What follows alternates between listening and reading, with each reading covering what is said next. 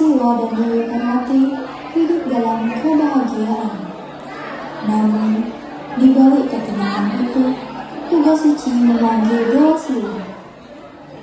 Hari ini terasa begitu tenang, wahai suamiku. Karena hatimu damai, Parwati. Aku berharap waktu seperti ini bisa lebih lama.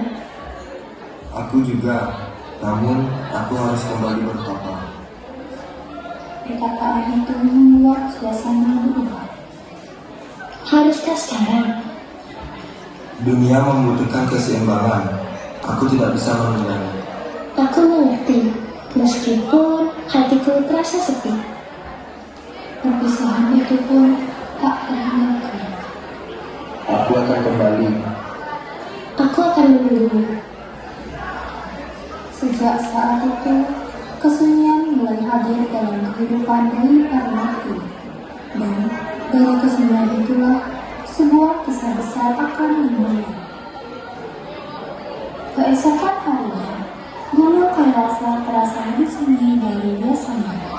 Tanpa kehadiran Dewa Silo, Dewi Parwati menjalani harinya seorang diri. Sepi sekali hari ini. Biasanya tempat ini terasa hidup. Aku mulai merindukan kebersamaan itu. Kesunyian itu perlahan mengisi hati Dewi Parwati. Kalau begini terus, aku akan merasa sendiri. Kalau begitu, aku akan menciptakan seseorang yang bisa menemaniku. Dengan tekad yang kuat, Dewi Parwati mulai menciptakan seorang anak dari tanah dengan kekuatan suci. Dari tanah ini, aku akan menciptakan seorang anak yang akan menemaniku. Namun, setelah menggunakan kekuatan sucinya, Dewi Parwati mulai merasa lelah. Malam pun berlalu, dan keesokan harinya, sesuatu yang luar biasa terjadi. Apakah kau ibuku? Suara itu membangunkan Dewi Parwati dari tidurnya. Suara apa itu? Kau hidup? Apakah benar kau ibuku? Ya, aku ibumu. Aku yang menciptakanmu. Sejak saat itu, kesunyian Dewi Parwati pun perlahan menghilang. Mulai sekarang, kau adalah anakku. Kau akan selalu bersamaku. Aku akan selalu patuh padamu, Ibu. Suatu hari, Dewi Parwati bersiap melakukan ritual suci bersama para dewi dan seorang istri. Salam Dewi Parwati, hari ini terasa begitu baik. Salam. Ya, hari ini adalah waktu yang tepat untuk ritual suci. Semoga pikiran kita jernih dan penuh kebijaksanaan. Dan semoga tidak ada gangguan selama ritual berlangsung. Kesucian tempat ini harus benar-benar dijaga. Ritual ini sangat penting, sehingga Tidak boleh ada satupun yang mengganggu. Anakku, kemarilah. Iya, Ibu.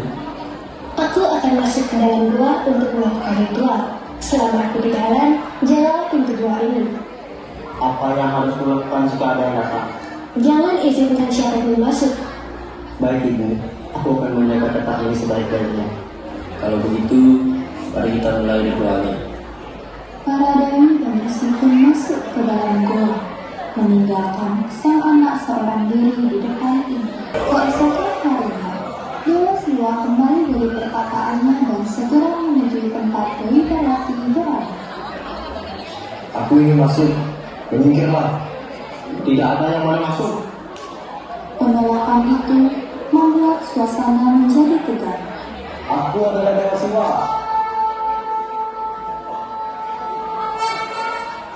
Aku hanya mendapat perintah dari ibuku.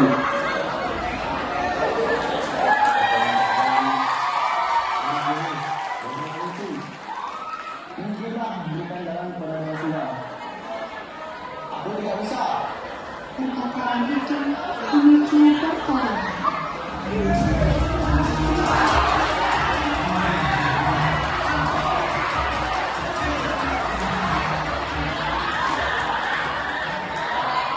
Dia sangat kuat. Kita tidak bisa menembusnya. Anak ini bukan manusia biasa. Para dewa mencoba, namun tidak ada yang mampu mengalahkannya. Cukup. Jika kalian tidak bisa, maka aku sendiri yang akan melakukannya. Aku tidak akan mundur. Dalam amarahnya, Dewa Siwa kehilangan kendali. Namun saja terjadilah kesalahan yang besar. Kebenaran pun terungkap. Anakku. Apa yang kau lakukan? Parwati, aku tidak tahu. Dia anak kita. Amarah membawa penyesalan. Kesedihan ini begitu dalam. Aku telah melakukan kesalahan besar. Aku harus menghidupkan kembali. Setelah mengetahui kebenaran, Dewa Siwa dipenuhi rasa penyesalan. Ia bertekad untuk memperbaiki kesalahannya. Pergilah ke hutan dan cari kepala makhluk pertama yang kalian temui. Baik, aku akan melaksanakan perintahmu. Kami akan segera berangkat. Semoga kita menemukan jalan keluar. Para dewa pun segera pergi menuju hutan, dengan harapan dapat menebus kesalahan yang telah terjadi. Para dewa dan prajurit pun memasuki hutan lebat. Suasana terasa sunyi dan penuh misteri. Kita menunggu rasa aman. Tetap waspada, kita tidak tahu apa yang akan terjadi. Berhenti! Siapa yang berani memasuki hutan suci ini? Langkah mereka terhenti. Penjaga hutan telah muncul. Kami datang bukan untuk merusak, kami mencari sesuatu untuk menebus kesalahan. Kesalahan? Banyak yang datang ke hutan ini dengan alasan, namun tetap merusaknya. Dia tidak percaya kepada kita. Kami bersungguh-sungguh tidak akan berbuat jahat. Jika itu benar, buktikan. Berjanjilah untuk menjaga alam ini. Permintaan itu menjadi syarat yang harus dipenuhi. Kami berjanji akan menjaga keseimbangan alam. Baiklah, jika janji itu tulus, aku akan membantu. Pergilah ke sana. Di sana, kalian akan menemukan seekor gajah. Terima kasih atas petunjuknya. Ayo kita lanjutkan perjalanan. Para dewa pun mengikuti petunjuk arwah Tuhan.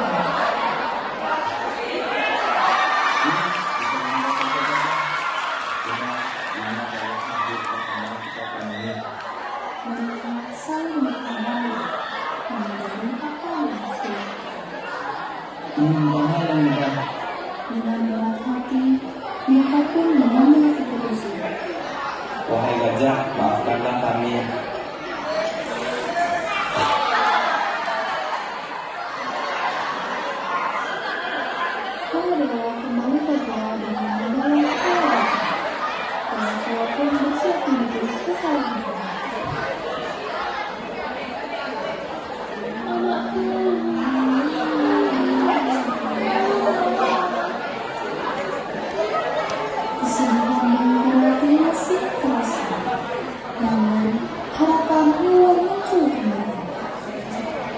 Aku akan memperbaiki semuanya. Mari kita mulai. Dengan kehormatan suci para dewa, kehidupan pun dipanggil kembali. Hiduplah kembali.